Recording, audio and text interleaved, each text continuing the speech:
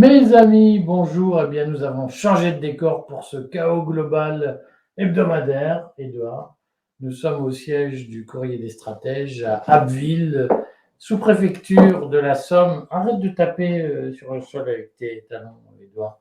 Euh, je le taquine, parce que comme ça, vous pourrez dire après que je l'empêche de parler. Mais talonnette comme Nicolas Sarkozy, c'est ça? Tes talonnettes. Sauf que toi, il te faut des talonnettes à l'envers. Nous allons aujourd'hui vous parler de Donald Trump et Tucker Carlson, évidemment, du projet de Donald Trump pour la présidentielle américaine. Nous allons quand même faire un point sur Gaza et nous allons vous parler du droit du sol. Fais un petit sourire, Edouard, parce que tu as l'air très inquiétant. Et nous allons vous parler du droit du sol sur l'île de Mayotte et des projets constitutionnels de notre ami Gérald Darmanin et du président Emmanuel Macron. On va vous dire quelques mots sur les possibilités de faire un référendum en matière d'immigration, possibilités dont on imagine déjà qu'elles vont nous passer sous le nez, mais enfin, nous allons en reparler. On commence tout de suite par l'affaire Donald Trump et Tucker Carlson. Alors, Édouard, il y a eu cette fameuse interview historique qui va faire basculer les réseaux sociaux, puisque je crois, on a combien de vues? On est à 200 millions de vues, un peu plus. Alors, pour la première fois dans l'histoire, une interview d'un président, d'un candidat, il n'est pas encore président, le petit Donald Trump. Mais non, c'est Poutine qui a interviewé. C'est Poutine. Mais on sait tous que Tucker Carlson, on va en dire quelques mots, est l'avant-garde de Donald Trump. Pour la première fois dans l'histoire, une interview a fait plus de 200 millions de vues. À l'heure où on parle, à l'heure où cette interview ce dialogue sera diffusé, on sera à plus de 200 millions de vues. Qu'est-ce que ça signifie, Édouard, une interview qui fait plus de 200 millions de vues sur Internet? Alors, premièrement, ça veut dire que les Américains cherchent un contact avec Poutine, qu'ils n'arrivent pas à avoir puisqu'il y a des contradictions entre l'État profond qui veut continuer la guerre et puis l'administration Biden qui ne sait plus très bien où elle en est. Et effectivement, il faut savoir que Tucker Carlson, c'est le fils d'un quelqu'un qui était très engagé pendant l'administration Reagan pour soutenir les Contras au Nicaragua. Donc Tucker Carlson, c'est certes un dissident apparemment, mais c'est aussi l'héritier d'une famille républicaine. Alors tu dis ça parce que tu as lu la traduction sur le site de l'excellent Bruno Berthez. Et tu as lu la traduction d'un article d'un certain MacLeod, voilà, qui explique les dessous de Tucker Carlson, où il dit que Tucker Carlson n'est pas le populiste qu'on aimerait imaginer, c'est plutôt un mondialiste qui, au fond, canalise l'énergie antimondialiste, voilà, pour en faire du mondialisme acceptable. Alors, c'est peut-être aussi le signe du ralliement d'une partie de ce qu'on appelle l'État profond ou l'élite mondialiste américaine à Donald Trump. Donc ça, on pourra en reparler. Toujours est-il que Tucker Carlson avait les éléments d'un accord pour faire une interview de Vladimir Poutine. Il y avait visiblement un certain nombre de questions sur les origines de la guerre en Ukraine, sur les intentions de la Russie en particulier qui étaient posées. Et l'interview a duré plus de 2 heures. Et elle dure plus de 2 heures et elle fait 200 millions de vues, ce dont rêve tout réalisateur d'émissions aujourd'hui dans les médias établis. Donc on peut dire que... Un humain sur 13, 14, 15, selon les comptages. Voilà, en sachant que visiblement tout ça a été fait avec l'autorisation de l'État profond américain, mais aussi en bonne entente avec Elon Musk, qui est propriétaire du réseau X. Et d'ailleurs, ce qui est intéressant, c'est que Poutine, avec un certain humour, renvoie l'ascenseur. Le seul Américain dont il fait l'éloge dans l'interview, c'est Elon Musk. C'est le seul finalement avec qui il dit on peut discuter. Bon, il y a plusieurs raisons pour ça. D'abord, avec Starlink, Elon Musk a rendu la tâche de l'armée russe très difficile pendant des mois, même si aujourd'hui les Russes sont en mesure de neutraliser le réseau satellite fabriqué par Elon Musk. Et puis, on dit que ce réseau, finalement, sert plus aux Russes qu'aux Ukrainiens. Alors, il semble qu'il est tellement bien maîtrisé, aujourd'hui, les Russes qui s'en servent aussi en leur faveur. Mais surtout, je crois ce qui est important, le message de Poutine dans l'interview, c'est j'ai traité avec Bill Clinton, j'ai traité avec George Bush Jr., j'ai traité avec Trump. Il ne parle pas d'Obama, avec qui les relations ont toujours été mauvaises, mais avec les trois autres. Eh bien, ces trois-là finalement m'ont fait des promesses, étaient prêts à des formes de compromis. Or, à chaque fois, la CIA ou d'autres en ont décidé autrement. Donc, Trump envoie un message très simple qui consiste à dire peut-être que Trump sera élu, mais en tout cas, moi, je ne peux pas compter sur lui. Ce que j'ai en tête, c'est que c'est la Russie qui va décider de l'issue de la guerre d'Ukraine. Voilà le message qu'il envoie. Mais sur le fond, quand même, est-ce que ça signifie que l'interview de Tucker Carlson reconnaît le bilatéralisme, je vais le dire comme ça, le duo que les États-Unis et la Russie vont former si Donald Trump est élu à la Maison-Blanche en novembre 2024, enfin, s'il prend le pouvoir en janvier 2025.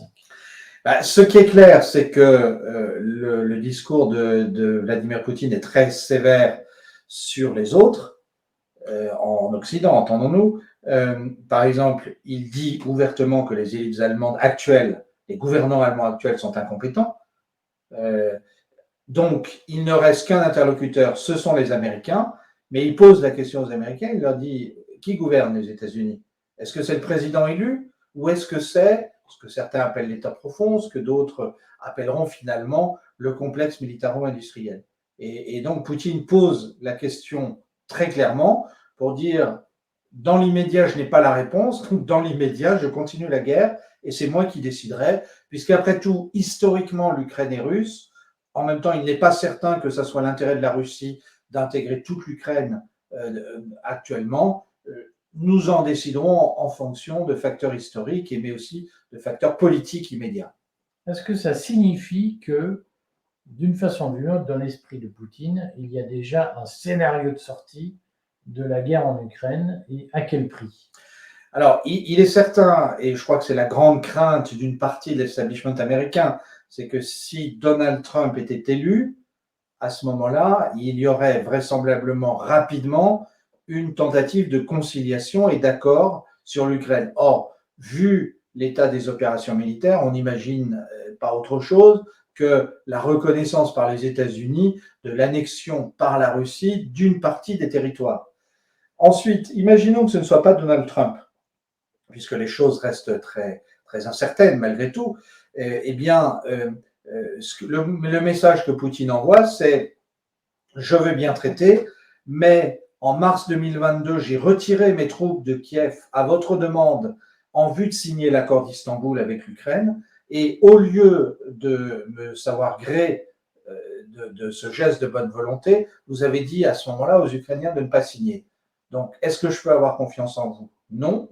Et donc, c'est moi qui vais décider de là où je m'arrête. Voilà le discours qu'il tient.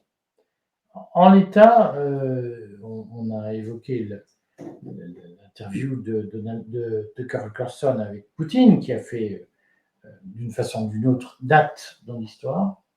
Dans le même temps, et de façon assez curieuse, Donald Trump a prononcé son discours de Caroline du Sud, où il a annoncé que, au fond, le parapluie américain ne protégerait plus l'Europe si les pays européens n'augmentaient pas leur budget de défense pour assurer leur propre défense face à la Russie. Et Donald Trump a expliqué au fond que si son camarade Vladimir Poutine mettait un peu de pression sur les pays européens pour les forcer à se défendre contre une agression russe, ce serait pas plus mal. Qu'est-ce qu'il faut retenir de ce discours qui est au fond un discours qui annonce ce que Emmanuel Macron avait appelé tout juste avant les Gilets jaunes, la mort clinique de l'OTAN. Qu'est-ce qu'il faut retenir de ce discours? Rien de nouveau d'une certaine manière, puisque ça a été la position de Trump quand il était président, lors de son mandat. C'était la position. Il disait aux pays de l'OTAN, il faut que vous payiez. Vous avez pris un engagement de mettre 2% de votre budget, de 2% du PIB dans le budget militaire. Il faut que vous assumiez ce que vous avez promis. Au-delà de ça, on voit bien une position assez contradictoire, puisque Trump, comme Biden, ne voulait pas de Nord Stream et de l'approvisionnement massif en gaz russe de l'Europe, mais d'un autre côté, il dit aux Européens, débrouillez-vous et vous allez devoir payer une guerre contre la Russie. Les Européens vont lui répondre, malgré leur soumission actuelle, vraisemblablement, ils vont lui répondre, bah oui, mais à ce moment-là, on a besoin du gaz russe. Donc, on voit bien qu'on est dans une forme d'impasse. Il n'empêche que si Trump était réélu, vraisemblablement, il reprendrait les affaires là où il les a laissées, à savoir le fait que les États-Unis veulent se désengager d'un certain nombre de fronts à travers le monde, et en particulier de l'OTAN, demandant aux Européens de payer plus pour leur défense. C'est un paradoxe, puisque tout le monde a hurlé en disant Trump nous abandonne. Or, en même temps, Macron et les autres disent il faudrait une défense européenne. Et faites-la, puisque Trump n'est plus là, puisque les États-Unis ne sont plus là. Bon, on voit bien la contradiction, c'est-à-dire que chacun se défausse sur l'autre. Est-ce que ça signifie que, une fois Trump élu, nous risquons de devoir fortement investir dans nos dépenses de défense? Alors, mon hypothèse depuis des mois, c'est que vu les inquiétudes sociales à l'intérieur, les gouvernements européens, le gouvernement allemand, le gouvernement français et les autres, le gouvernement italien ou d'autres, vont investir massivement dans les dépenses de sécurité. Alors, ça va être au nom de la défense, ça va être au nom de la lutte contre la Russie, mais je pense que le premier objectif de ces investissements dans la défense sera de pouvoir être sûr de tenir la société à l'intérieur, puisqu'on sait très bien que les forces armées, elles peuvent servir aussi pour rétablir leur troupes. Est-ce que ça signifie que nous allons muter vers des régimes autoritaires? Il me semble que tout ce qu'on vit avec Macron depuis 2017, c'est précisément une dérive autoritaire de la Ve République.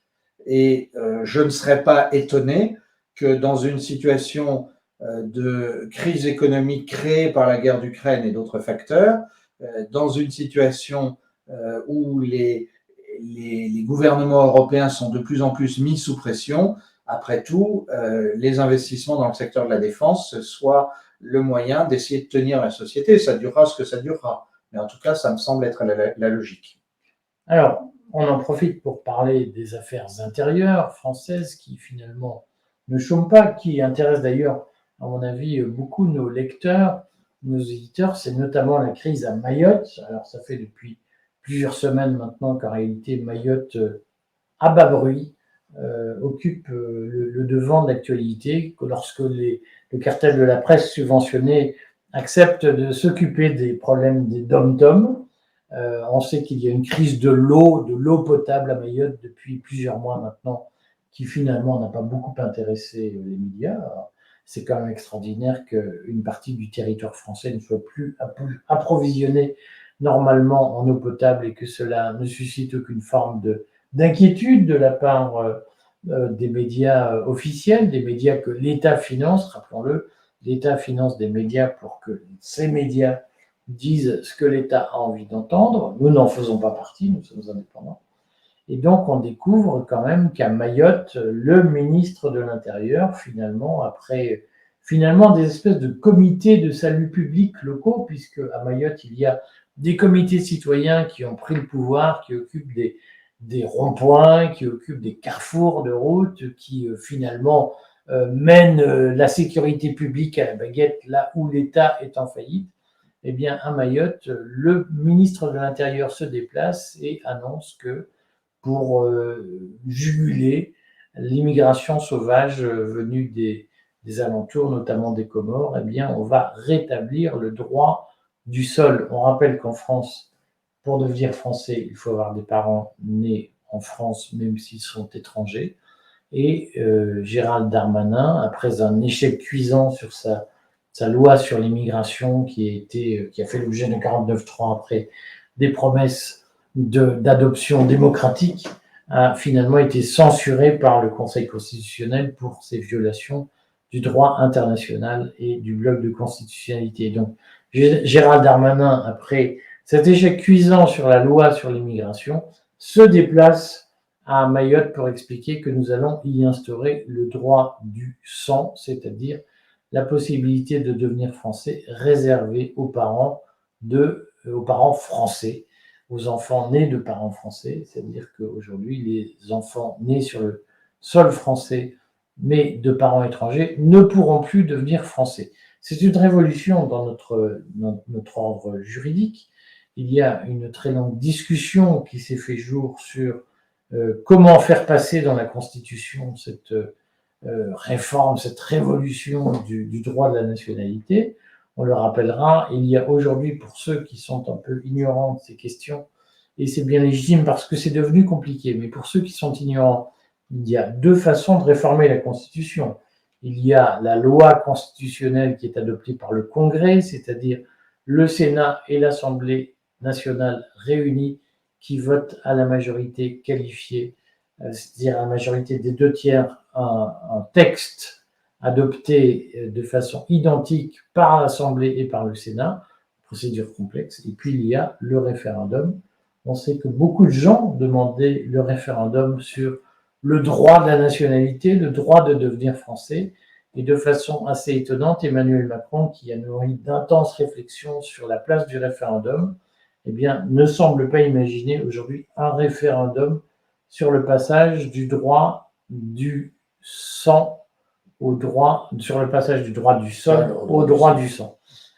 Or, il y a aujourd'hui un sujet, Édouard, qui est que on pourrait tout à fait imaginer qu'à l'occasion de la question de l'acquisition de la nationalité française par l'arrivée sur le sol de Mayotte, notamment venant des Comores, qui sont, on le sait, une poche de pauvreté attirée par Mayotte, eh bien, on pourrait s'imaginer qu'à cette occasion, la France se dise c'est l'opportunité de poser la question du passage du droit du sol au droit du sang, et manifestement, cette question est évacuée.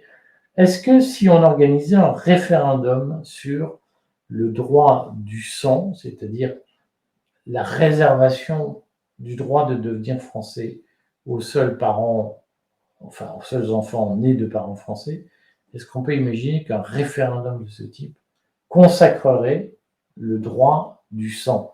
On sait tous qu'une partie de la droite française revendiquait cette modification du droit. On entend peu la droite en France demander, à l'occasion de l'affaire de Mayotte, la transformation de l'essai, si j'ose dire, pour reprendre des termes rugbystiques.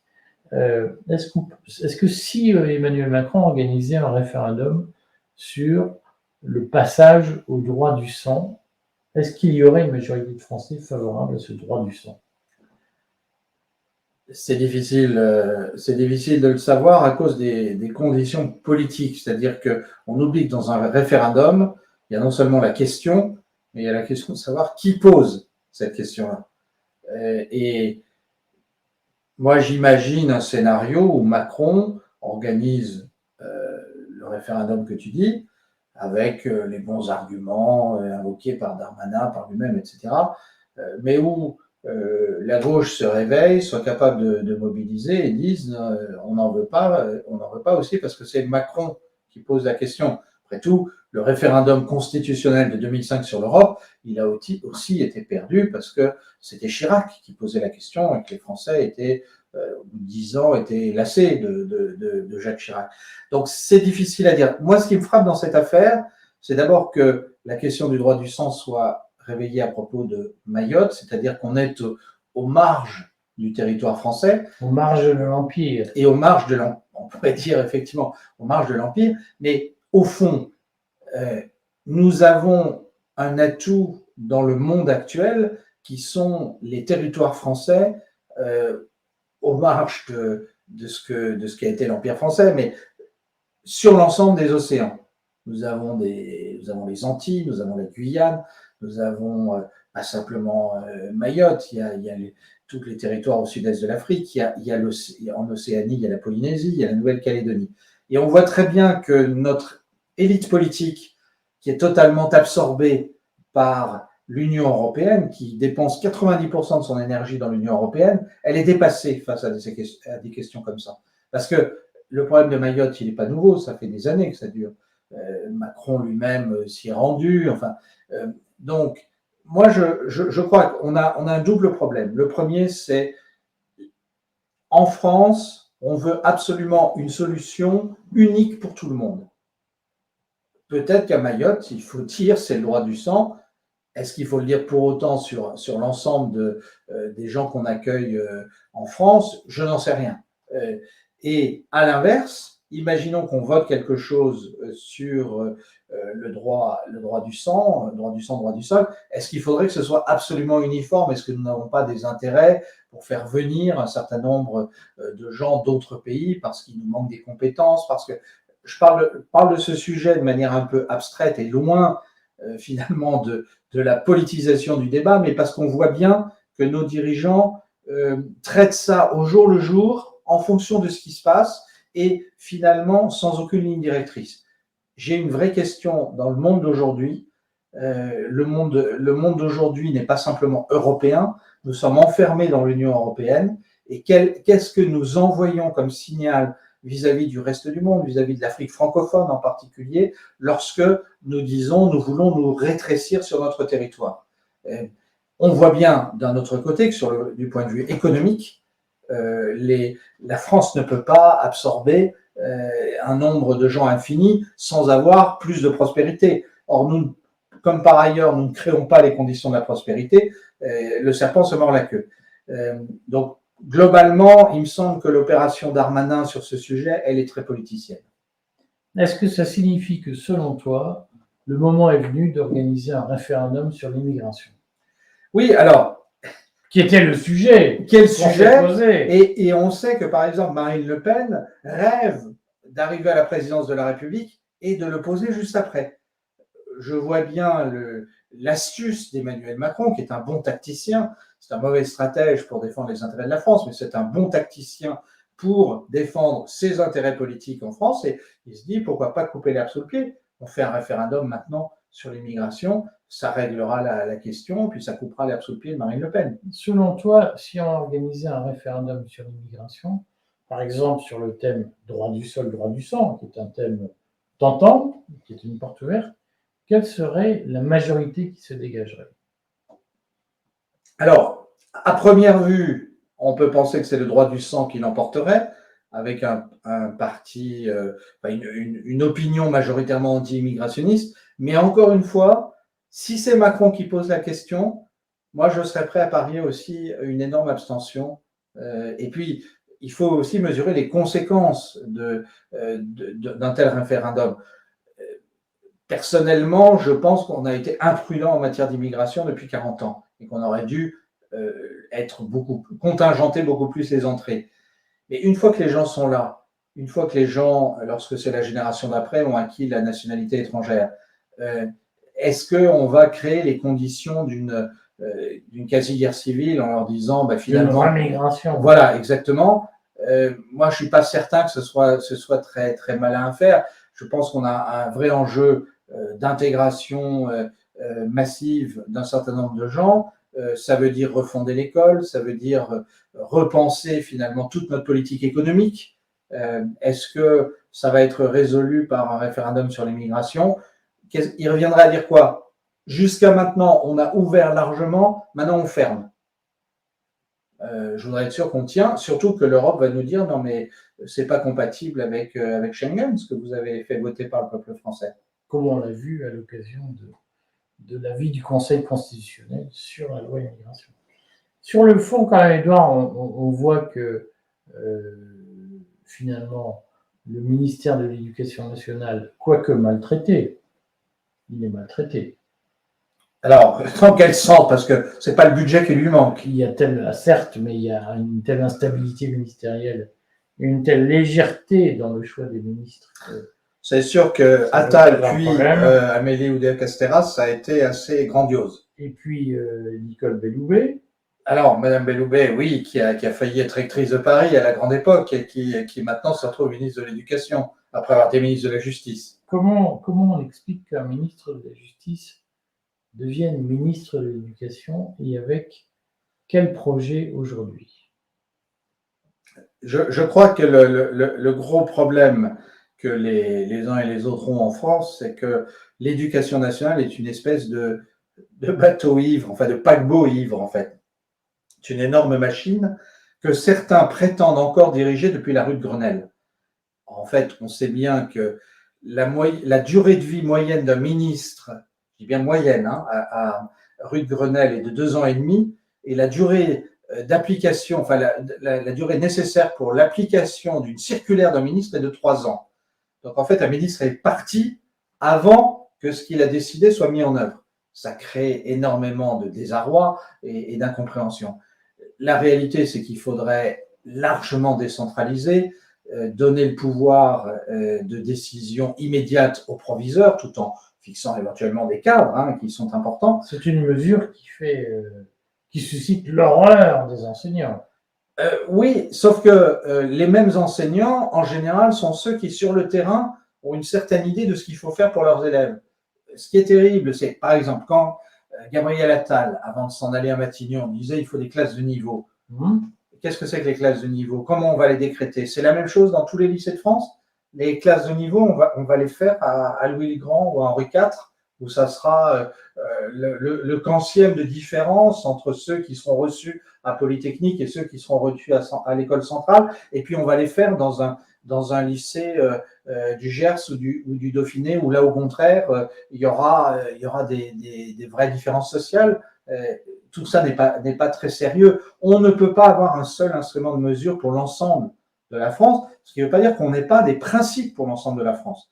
Principes de république, de laïcité, d'apprentissage de l'histoire de France, de retour aux fondamentaux, comme aimait bien dire Jean-Michel Blanquer. Tout ça, on peut être d'accord. Mais ensuite, concrètement, sur le terrain, comment on applique ça? Et on voit bien que les uns et les autres sont perdus parce qu'il faudrait largement déconcentrer. Puis par ailleurs, il faudrait appliquer une vraie concurrence dans le système, c'est-à-dire laisser les écoles privées hors contrat proliférer pour qu'il y ait une vraie concurrence vis-à-vis du public. Ça me paraîtrait très sain. Mais tu sais que c'est un casus belli. C'est un casus belli. Et vraisemblablement, je ne deviendrai jamais ministre de l'Éducation pour avoir dit ces choses-là. Jamais, que je disais. Sur le fond, quand même, est-ce que tu penses que l'avenir de l'éducation passe par la mise en concurrence des établissements et notamment la décentralisation des pouvoirs, la déconcentration des pouvoirs? Moi je suis, ça fait des années, je suis moi-même agrégé d'histoire, j'ai vu le système. Ensuite, j'ai été universitaire, mais il se trouve qu'aussi j'ai travaillé avec des ministres de l'enseignement supérieur, mais j'ai été recteur aussi, donc j'ai vu de près les problèmes de l'éducation nationale. Je pense qu'il y a dans beaucoup d'établissements des trésors, des professeurs qui ont des idées concrètes, des proviseurs qui aimeraient bien qu'on les laisse faire. Ben, qu'on les laisse faire. Et ensuite, la concurrence, on est horrifié par le privé hors contrat. Alors, on dit souvent, oui, ça va faire des écoles musulmanes islamiques. Enfin, c'est le bon prétexte, parce que la réalité, c'est que souvent, il y a des familles ou des groupes de familles qui ont envie de créer un établissement, qui ont envie de s'engager, qui ont envie de faire l'école à leurs enfants et un peu plus globalement, des professeurs aussi qui ont envie de se dévouer pour apprendre. Alors, peut-être qu'ils ont la nostalgie du petit Lavis, de la manière dont on apprenait l'histoire de France autrefois. Bon, mais qu'on les laisse faire. S'ils ont un public, ça veut dire qu'il y a un besoin. Et que l'État, à ce moment-là, est un système de contrôle a posteriori. Mais aujourd'hui, on sait très bien que l'État veut a priori définir des quotas. Donc, il y a 80% des élèves qui doivent aller dans le public, 20% dans le reste. Bon, sauf qu'aujourd'hui, on sait très bien que ce qui serait le plus favorable, ce serait des systèmes du type chèque éducation ou une fiscalité qui permettrait aux uns et aux autres de choisir leur école. Et on voit très bien la contradiction aussi d'un État qui, d'un côté, voudrait encourager l'éducation pour tous, et puis de l'autre, va fermer des classes dans des régions rurales sous prétexte que c'est plus rentable. Tout ça n'est pas très sérieux. Bon, en fait, Edouard, ce que je te propose, c'est que dans les semaines à venir, on nourrisse un dialogue sur l'éducation. Bien sûr. Puisque finalement, tu connais mieux que moi, mais je connais un peu aussi les questions éducatives. Et puis, on reparle des enjeux. On fait une semaine consacrée à la révolution. Si vous voulez en savoir plus sur la révolution en France à venir, est-ce que nous sommes encore capables de faire une révolution? Est-ce que nous pouvons réussir une révolution? Eh bien, suivez-nous, suivez nos contenus cette semaine. Nous vous en dirons plus. À bientôt, Edouard. À bientôt, Eric.